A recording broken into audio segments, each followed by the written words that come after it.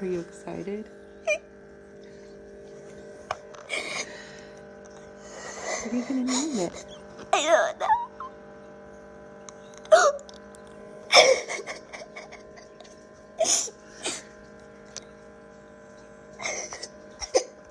It's the best thing ever. I don't have more sunscreen. Okay, go, Trixie. Come on. Come on. There's Mighty. I don't know how we're gonna tell them apart. This one doesn't have a name. She just came out. And we're still waiting on Eve back there. It's pretty cool. Hello, everyone. This is Trish with Urban Farming with Trish. Today we have Whitney. She is the founder of the Boho Homestead and also the Atlanta Backyard Chickens group, which I'm proud to say I'm a part of, and I love the group.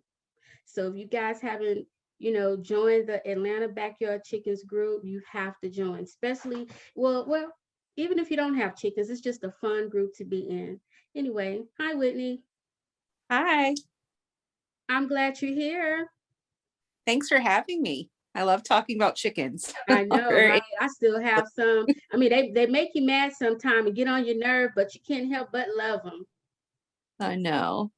But today I want to talk about, to start off, for those who are interested in getting chickens, or for those who, want to know a little bit more about owning chickens.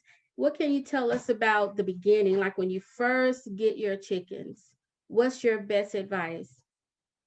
So I had no idea what I was doing. I we lived downtown, and a friend had found 3 chickens that were abandoned. And I had thought about getting chickens for a while, and we actually had a little kind of makeshift coop set up and had been trying to work on it for a few weeks. And then she found the chickens. So I said, I ran an animal rescue at the time. So I was like, okay, we'll take these chickens, just bring them on over. And that's why I started the group, because I didn't know what I was doing. And I was trying to connect with some of my other friends that have farms and had chickens. And then they started adding their friends that had chickens, and it just grew from there. And I guess that was about 8 years ago. So unfortunately, I moved to the suburbs now, but I still run the group. And Jake is the other one that helped me get the group started. So I can't have chickens now, but we still hatch. Right. So as far as from hatching, do you have an incubator, or you let them hatch naturally? Or at the time? So I did have at our old house, we did have a chicken that went broody, and we posted in the group, like, what do we do? And members walked us through about they connected us to a farm that had fertilized eggs. We went to the farm, got the eggs, and then we slipped them under the hen at night. And she hatched the babies. She sat on the eggs for several weeks. And we learned, the group walked us through candling and what to expect, how to separate her from the other chickens. But it was a really fun experience. So that was my first hatching experience. And then there was a big break of several years. When Corona hit, it's me and at the time he was 7 years old, my son, and we needed something to brighten our day, to something fun to look forward to, and we're stuck at home. So I borrowed a friend's incubator, and we hatched our first batch of eggs. And I have a video on my page of my son. His reaction was just priceless. Exactly why I wanted to do it, and kind of snowballed from there, where we've really gotten into the hatching aspect. Awesome. So basically, for those who don't know, there's several options in terms of hatching. You can either get an incubator, or just let the mother or the hen pretty much sit on them because they have to be warm anyway in order to be Right. successful. Okay.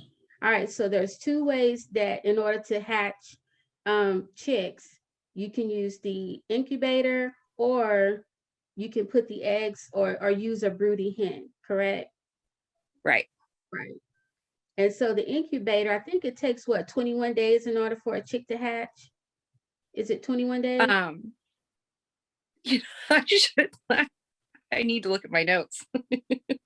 Yeah. Some of them hatch, they kind of stagger, you know, they'll start one day and it's like a 3-day process of where they start, like you'll see a little pit where they put their little beaks through, and then they work at that. They kind of do this little circle, a zipper to let themselves out. So they're really exhausted. So it can take, we've had some take several days to actually finish getting out of the egg. Yeah, and you mentioned candling earlier, and that process is just pretty much you holding the egg up to the light just to see if anything's fertilizing inside. Yeah, so that's a super fun part, especially if you're doing it with kids and, you know, you're, I tried to make it very science-based with my son last year because he was doing online school and I'm a horrible teacher. So this was, so I was like, well, I'll just teach him what I know about animals. So candling was really fun. You can see them actually, like, you can see their little hearts beating in there. You know, every day you see different parts of the development, and you can tell when the egg is not fertilized, which we call duds. And you don't want a dud to explode in the incubator like a rotten egg. So they are just like regular. So if it's not a fertilized egg, then it can end up exploding, which will start to look like little, we've only had one that almost got to that point, but it looks like little beads of sweat coming out of the egg. And if you see that, you want to get it out of the incubator immediately because it can have bacteria too. It's basically a rotten egg. Yeah. Yeah. And that can, like you said, infect the chicks when they come out. Yep. So that's one thing you want to look for constantly. You want to make sure, and you can kind of smell it. Like we smelled it for a couple days before. We couldn't figure out which egg it was. And then you see those little beads of sweat, and get it out of there as soon as possible. And then remove it from there. So, so that's basically the chicks. Did you give your small chicks apple cider vinegar? Or did you just do everything naturally and put it in the water? So we just used a water with regular water. I do buy those electrolyte packets from Tractor Supply to have on hand in case, you know, there's a weak chick. I do want to start vaccinating. That's something that I'm trying to research. I've been meaning to do, just kind of on the to-do list, but I would like to start doing that. And then it's important that they have the chick feed is different than what you would feed like an adult hen. Okay. So you start out with the starter feed, and then you also need to do a grit and it's a special grit for chicks. Okay. So we just kind of sprinkle that on top of it. And then the brooder is very important. Temperature is extremely important. I find that if you can put the heat light on one side and then the other side is a shadow area, so they can kind of self-regulate. Like they're good at knowing what temperature they need to be at. Because if they get too hot, they kind of just look really lethargic. And then if they get too cold, I haven't had them get too cold, so I'm not sure exactly what that looks like. But they can die really quickly. So you want to make sure that you've got that temperature under control. And like I said, where they can self-regulate just seems to be the best. Yeah. And at this point, they're indoors, correct? Did you leave yours inside your home? I know I did. I left my chickens inside for like 6 weeks. Yes. So in Georgia, we're lucky. A lot of people, you know, don't hatch until spring because they can't be outside if it's too cold. And the temperature goes down. Starts at 95, I think is what the brooder starts at. And then every week it goes down So for the brooder, it needs to be when they hatch 95. At first, you'll leave them in the incubator until all of the chicks have hatched, because when you open up the incubator, it can actually take all the air out of the egg, and there's a word for it that I can't think of. But it dries out the egg basically, and then they can't finish their hatching process. So then once they're all done hatching, you can open the incubator, you move them into the brooder should be at 95. Okay. So once you start, once they start pipping and hatching, you want to go ahead and turn your light on in the brooder, start to get that warm and at the right temperature. And then every week it'll go down 10 degrees. Okay. So when they're 1 week old, it can go down to 85, 2 weeks old, 75. And then that also tells you what temperature you can start putting them outside. And I do a little puppy pen with a bird safety net on the top, chicken wire around it so they can't get through the little cracks. Oh yeah. And once the temperature's safe for them, then, they like being outside. But otherwise, they're in my garage. They've been in my master bathroom before. Oh man, it's challenging when they get around 3-4 weeks, because they get curious, they want to get out, they want to use their wings. So it's challenging. Yeah, that's when they're a little bit harder to keep in your bathtub.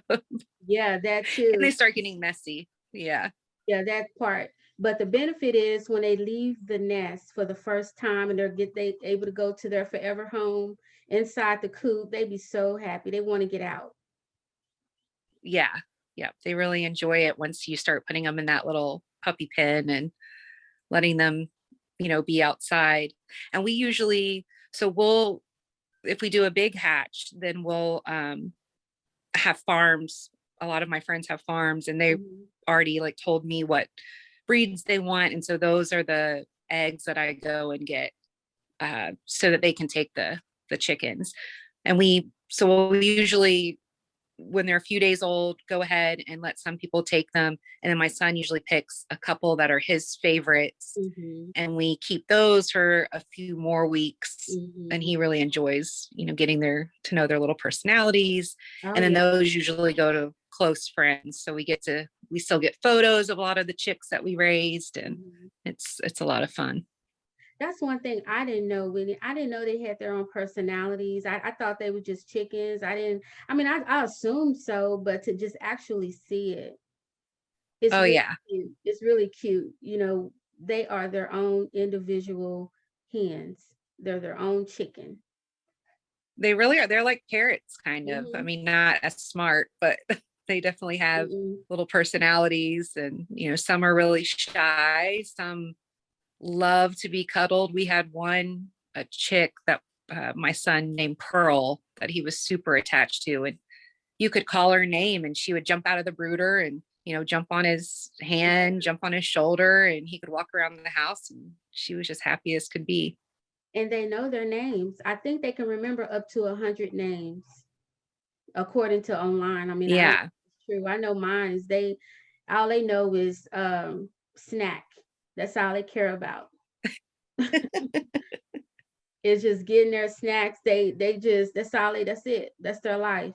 But I know one thing I want to say is that although we keep the chicks in for about 6 weeks or so, and protecting them from the weather, we also protecting them from predators as well. I know my first experience with chicks, my first mistake, I was outside with them, me and my daughter, and literally a group of crows came down, lifted my chicks up, the ones that I couldn't save them, and flew away with them live.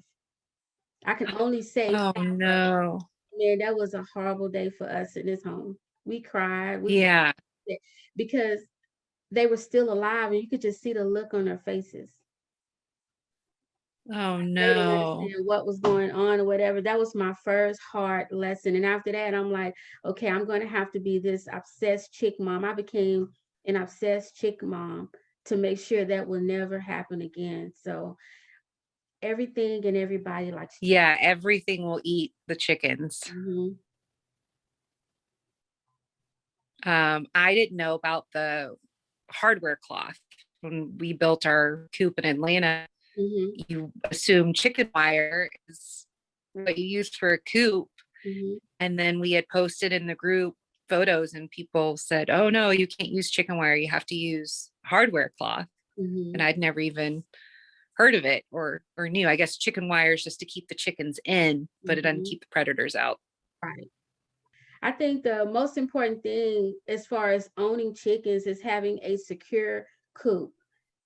Because when I tell you predators, and I'm not speaking of just the big predators such as your big cats or large dogs, I'm speaking on the smaller predators as well.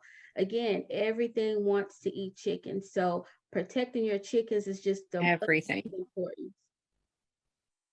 And you were speaking on the Yes. difference And I'll, between the chicken wire and the what was the other one, Whitney? hardware cloth is what you want. Mhm. So the difference is chicken wire will keep chickens in, Mhm. but it does not keep predators out. They Mhm. can rip right through it. It's not very strong. So what you have to have is, and most people learn the hard way, is hardware cloth. Whitney, thank you so much. I think people who want to have chickens or already have chickens, this information that you've given us is definitely helpful. Um, and I want to thank you so much. And again, if you guys have not joined the Atlanta Backyard Chickens, you got to join. I know I'm a member. So thank you so much, Whitney. Okay. I really appreciate you for being here and enjoy your day. Bye. Thank you. Thank you so much for having me. I really appreciate it. I love talking about chickens or anything to do with farms. I'll talk your ear off. So I appreciate it. And thank you for the support for Atlanta Backyard Chickens. We love our members. We are so happy to hear that it has helped people start out raising chickens, which was the goal when we started the group. So we appreciate it. Thank you.